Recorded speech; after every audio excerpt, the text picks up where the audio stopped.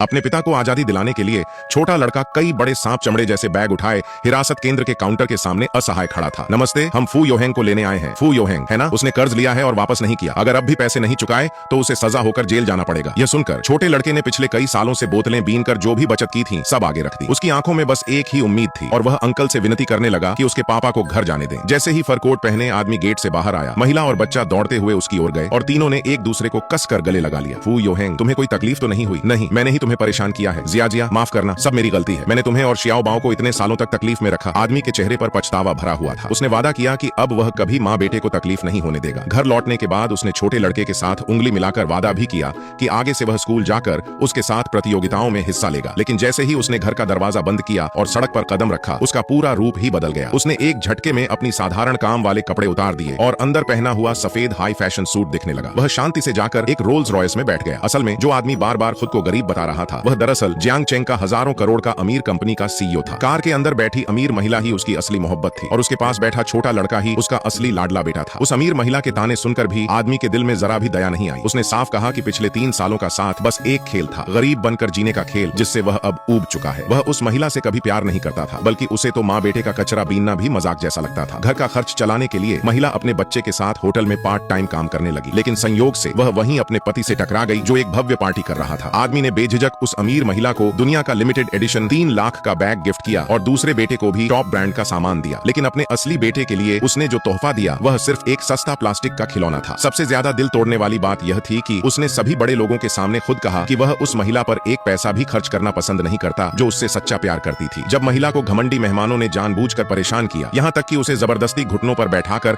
कपड़े साफ करवाए गए, तो बच्चा रोते हुए अपने पिता से माँ को बचाने की गुहार लगाने लगा। लेकिन आदमी ने ठंडेपन से अपना चेहरा फेर लिया। उसे तो यह भी लग रहा था कि उनका यहाँ आना उसकी इज्जत को गिरा रहा है। उसने लोगों को आदेश दिया कि उन्हें बाहर निकाल दिया जाए। ठंडी बारिश वाली रात में महिला को आखिरकार उस आदमी का असली चेहरा समझ आ गया, इसलिए उसने दिल पर पत्थर रखकर एक बड़ा फैसला लिया। उसने कांपते हुए बच्चे को गले लगाकर टूटे दिल से पूछा, अगर मम्मी पापा अलग हो जाए तो तुम किसके साथ रहोगे?